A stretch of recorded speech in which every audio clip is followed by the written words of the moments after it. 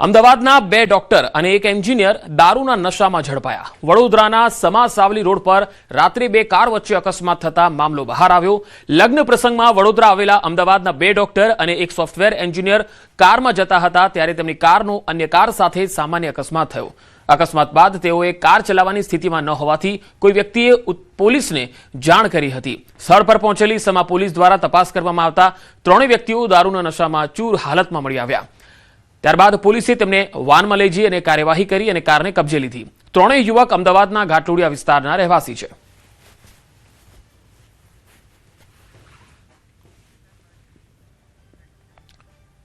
સુરતના વરાછા વિસ્તારમાં દબાણ હટાવો ઝુંબેશ ચાલી રહી છે। રસ્તા પર દબાણ કરાયેલા લારી ગલ્લાઓ હટાવવામાં આવી રહ્યા છે અને આ કામગીરી દરમિયાન એક કરુણ દ્રશ્ય પણ જોવા મળ્યું। શાકભાજી વેચતી મહિલા મનપાના કર્મચારીઓને આજીજી કરતા જોવા મળી। મહિલા પોતાના શાકભાજી પરત આપવા માટે વિનંતી કરતી રહી। શાકભાજી બચાવવા મહિલાઓએ દોડધામ કરી। તેમણે કહ્યું કે હું તમારા પગે લાગુ છું, આવું કહીને વૃદ્ધ મહિલાએ વિનંતી કરી।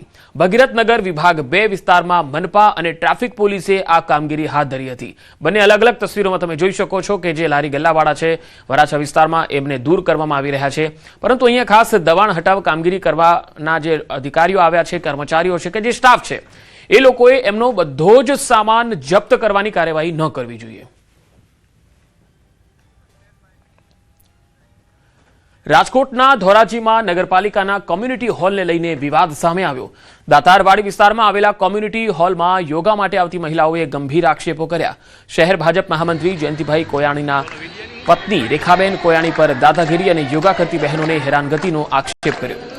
યોગ શિક્ષિકા દક્ષાબેન હિરપરાનો આરોપ છે કે રેખાબેન પંખા ચાલુ કરવા દેતા નથી, હોલને તાળા મારી ચાવી પોતાની પાસે રાખી લે છે। આ તરફ રેખાબેનને સમગ્ર મામલે સવાલ કરાતા તેમણે આક્ષેપોને ફગાવ્યા। તેમણે યોગ શિક્ષિકા સામે પૈસા ઉઘરાવવાનો આરોપ લગાવ્યો। એટલું જ નહીં, રેખાબેનના સમર્થનમાં સ્થાનિક બહેનોએ જણાવ્યું કે સમગ્ર મામલાને ખોટો રાજકીય રંગ અપાઈ રહ્યો છે। આક્ષેપ અને પ્રતિ આક્ષેપો વચ્ચે નગરપાલિકા હોલને લઈ શું આ નિર્ણય લેવામાં આવે છે એ જોવું રહ્યું। મંત્રી શ્રી જયંતિભાઈ કોયાણીના ધર્મપત્ની છે રેખાબેન કોયાણી, તે અમને અહીં આવી અને ધમકી આપે છે, દબાવણી કરે છે અને હોલમાં યોગા ન કરવા માટે બહેનોને રોજ ટોર્ચર કરે છે કે અહીંયા કોઈ યોગા કરવા આવશો નહીં, આ અમારી પર્સનલ પ્રોપર્ટી છે, અમારો પોતાનો હોલ છે, કોઈ અહીંયા યોગા કરવા આવવું નહીં। 3 વર્ષ સુધી રેખાબેને મારી પાસેથી 3000 રૂપિયા હોલનું ભાડું લીધેલું છે। એટલે મને નહોતી ખબર કે એનો પર્સનલ હોલ નથી, પણ પર્સનલ હોલ કરી મારી પાસેથી 3000 રૂપિયા ભાડું લીધું છે। મને ખબર પડી એટલે મેં હોલનું ભાડું દેવાનું બંધ કર્યું।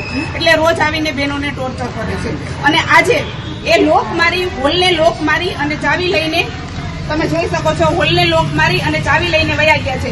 અમારા 3 બહેનો અને પોતાવાળા બહેનો પણ હોલની ચાવી લેવા તેના ઘરે ગયા, પણ હોલની ચાવી આપતા નથી। અમે કોઈને ના જ નથી પાડ્યા। અમે અમારા સો ખર્ચે નાખ્યા છે પંખા, તો અમે કોઈને ના નથી પાડ્યા। કોઈ એમ કે પંખાની ના પાડી ગયા તો તમને મને પ્રૂફ બતાવો। સાર્વજનિક માટે બધા હોલ, સંપત્તિ બધા માટે, યોગા માટે કે પછી અમારે સારું બધાને યોગ મળે કે બધાને કોઈ નાના મોટા ધર્મના કાર્ય કરવાના, કોઈ સત્સંગ કરવાનો, એ માટે હોલ અમે કર્યો છે। કોઈને કમાવા માટે હોલ અમે કર્યો નથી। કોઈ આવી અને વેચી શકે એવો અમે હોલ કર્યો નથી। વિકાસના મોટા મોટા દાવાઓની વચ્ચે છોટાઉદેપુરમાં સુવિધા અને વિકાસથી વંચિત વિસ્તારોની આ તસવીરો અમે બતાવી રહ્યા છીએ, જ્યાં આજ દિન સુધી કેમ તે વિકાસથી વંચિત રહ્યો છે આ સવાલ લોકો પૂછી રહ્યા છે। નસવાડી તાલુકાના ડુંગરાળ અને અંતરિયાળ વિસ્તારોમાં પરિવહનની સમસ્યા વર્ષોથી ઉકેલાતી નથી। નસવાડી અને કવાંટ તાલુકાને જોડતો પાકો રસ્તો તો છે, પણ વર્ષોથી એસટી બસની સુવિધા નથી। 70 થી વધુ ગામના લોકો કઈ રીતે નોકરી માટે જાય, અભ્યાસ માટે જાય, એ તેમના માટે એક મોટો પ્રશ્ન છે। જોવાની વાત એ છે કે અનેક રજૂઆતો છતાં તેમની સમસ્યા પર તંત્ર ધ્યાન કેમ નથી આપતું। હવે આ મામલે લોકોમાં રોષ છે। નસવાડી અને કવાંટ તાલુકાને જોડતો પાકો માર્ગ હોવા છતાં એસટી બસની સુવિધા નથી, જેથી સવાલ એ છે કે આ ગામના લોકોને આ પાકો માર્ગ હોવા છતાં ફાયદો કેમ નહીં। 72 જેટલા ગામના લોકો રોજ કામકાજ માટે, શિક્ષણ માટે અને આરોગ્ય સેવાઓ માટે અન્ય ગામો અને શહેરોમાં જતા હોય છે, પરંતુ બસ સુવિધાના અભાવના કારણે ખાનગી જીપ કે અન્ય વાહનોનો સહારો લેવા આ ગામજનો મજબૂર છે, જે તંત્ર માટે શરમની વાત છે। સૌથી મોટું ગામ કુકરદા છે અને આજુબાજુના ગામડા 72 જેટલા લાગેલા છે, પણ એ ગામડાની અંદર પાણીની સુવિધા ના હોવાના કારણે ખેતીના અર્થે મજૂરીના કામે બહાર જાય છે સૌરાષ્ટ્ર વિસ્તારની અંદર, એ તકલીફ ખૂબ જ પડે છે ખાનગી વાહનની અંદર. એકઠા થઈને અમે સરકારમાં વિરોધ દર્શાવીએ છીએ બસની માંગણી માટે.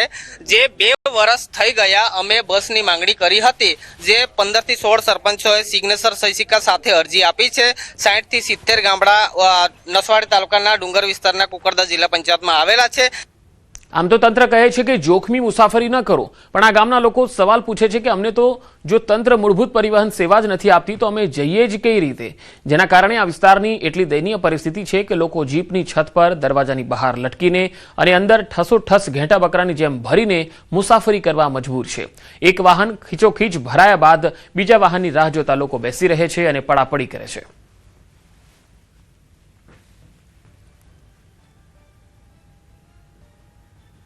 પચાસ થી 60 ગામ આવેલા છે.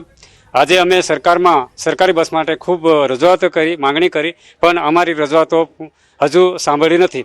અમારા વિસ્તારના લોકો જે આજે પ્રાઇવેટ વાહનમાં સોફે ઉપર બેહી, માળિયા પર બેહી, અંદર બેહી સોફે ટીંગાઈને જાય, ત્યારે ક્યારેક આ પ્રાઇવેટ વાહનને કોઈ વીમો ના હોય, કોઈ કાગળ ના હોય, ક્યારેક જો એક્સિડન્ટનો બનાવ બને ત્યારે અમારા લોકો એમને જ વખવાઈ જાય છે.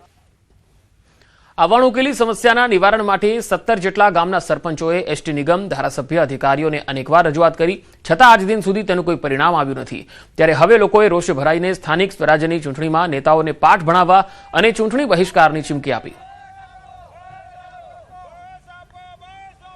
છોટાઉદેપુર જિલ્લાના નસવાડી તાલુકાથી કવાંટ તાલુકાને જોડતો જે મુખ્ય માર્ગ જે છે ત્યાં એસટી બસની સુવિધા ના હોય, જેના કારણે ગામના લોકોને મોટી મુશ્કેલી નડી રહી છે. સાથે સાથે મહત્વની બાબતો એ છે કે આ જે કુકરદા વિસ્તાર છે, ડુંગરાળ વિસ્તાર છે, અને આ વિસ્તારના જે લોકો જે છે તે અહીંથી કચ્છ સૌરાષ્ટ્ર તરફ મજૂરી અર્થે જતા હોય છે અને તેઓને બસની સુવિધા ના મળે ત્યારે આ ગામના લોકોને મોટી મુશ્કેલી નડતી હોય છે. સાથે સાથે જ્યારે પણ અહીં ખાનગી વાહનો જતા હોય ત્યારે જીવના જોખમે અહીંના લોકો મુસાફરી કરતા હોય છે. આપ જોઈ શકો છો કે કેટલાક લોકો અહીં બસની રાહ જોઈને બેઠા છે, પરંતુ અહીં કોઈ એસટી બસ આવવાની નથી.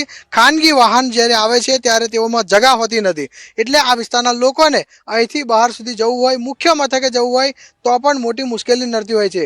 હવે આ ગામના લોકો અકળાયા છે, કંટાળ્યા છે, કારણ કે આ ગામના લોકોએ રજૂઆતો તો ઢેર કરી છે, મુખ્યમંત્રી સુધી રજૂઆતો કરી છે, પરંતુ આ ગામના લોકોની રજૂઆત સાંભળે તો સાંભળે કોણ? હવે આ ગામના લોકોએ મન બનાવી લીધું છે કે આવનારી તાલુકા પંચાયત અને જિલ્લા પંચાયતની ચૂંટણીઓ જે આવશે તેમાં સંપૂર્ણ રીતે બહિષ્કાર કરશે, તે પ્રમાણે પણ ચીમકી ઉતારી છે. જો આ વિસ્તારના લોકોને બસની સુવિધા ના મળે ત્યારે આ વિસ્તારના લોકો રોડ પર ઉતરવાની પણ ગામના લોકોએ ચીમકી ઉતારી છે. સેજબ ખત્રી, ન્યૂઝ 18 ગુજરાતી, છોટાઉદેપુર. વધુ સમાચારો પર નજર કરીશું. હાલ રોકાઈશું એક વિરામ માટે.